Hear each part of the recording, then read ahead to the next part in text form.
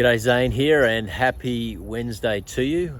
Just finished a 1 hour walk on Burleigh Hill, and now I'm down at the park with my two beloved pups. And I like getting outside early in the morning whenever I can to clear the mind, connect with nature, and to really cultivate positive thoughts about what I'm going to do today. But today I want to share some thoughts just around an article I read yesterday, but in particular a quote that really hit home and served as a reminder as to why it's so important that we really seek out positive messages and information right now.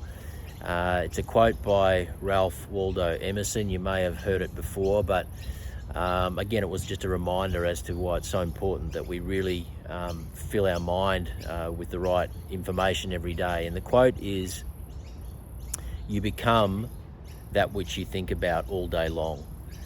And I know it sounds so simple. Some call it manifestation, some call it the power of positive thinking. But every successful person in life that you study, you begin to realize that they didn't just get there by chance. They got there because they stepped outside the box. They went out seeking for something greater, put themselves in an environment where they could learn and grow. And it's just so important, and particularly now when we've just come out of 2 years of really disruptive time. It's affected all of us in many different ways. Some people are still believing that everything's just going to get back to normal, and maybe so. I don't quite believe that myself. I believe that all of that certainly was not for nothing, and I believe that we're going to be heading into some pretty challenging times as a country, as a population, as a society. I think we're going to be tested on many different levels, and so I think more than ever now is so important that we go hunting for positive networks, positive people, positive environments, that we're always tuning into information that causes us to expand our horizons, the way that we're approaching our own life, our own backyard as well, and making sure that we're prepared for a challenging and changing world that I believe we're entering.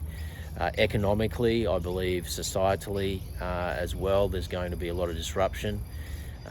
We've just come out of one of the greatest housing booms that we've seen, certainly in our lifetime, but also historically, not only in this country, but also in the developed countries around the world. We know that what's going on in America right now is a concern.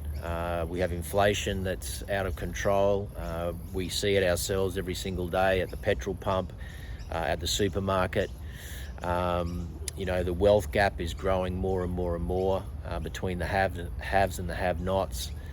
And people are getting shoved out of suburbs because there's so much redevelopment going on in desirable areas, and people who've been there for many years are getting forced out and having to move to other less desirable areas. And all that does is create a greater divide and a greater wealth gap in the country, and I think all of these things are going to come home to roost for us as a nation over the coming years. So really, mindset comes down to our environment, our radio frequency, what it is that we tune into every single day that helps us to stay progressive, to be expansive, to be positive. And obviously that starts with avoiding the mainstream news first thing in the morning. I'm a strong believer that what you do first thing in the morning really sets the tone, not only for your day, but your life as well. And too many people get up and they get themselves a cappuccino and they plonk their ass down in front of the TV and turn on Channel 9 or Channel 7 and watch the morning show, and that's their source of inspiration for the day. And it's just not the best way to approach life if you want to grow and progress and do positive and great things. So yeah, that's really the message today, that our mindset's so important. You know, the late great Jim Rohn, who was probably regarded as the founding father of the personal development industry, you know, began back in the late 70s. You know, he always used to teach, and always used to say that every day we should stand guard at the doorway of our mind and feed it something positive. So in other words, we need to be our own gatekeeper. We need to be in charge of what we're allowing to infiltrate our mental space, to infiltrate our emotional space. And we need to be in charge of that. It's not up to anybody else, it's up to us to be the ones in control, for us to stand guard at the doorway of our mind. And I really have lived by that for many years myself, and I'd encourage you to do the same.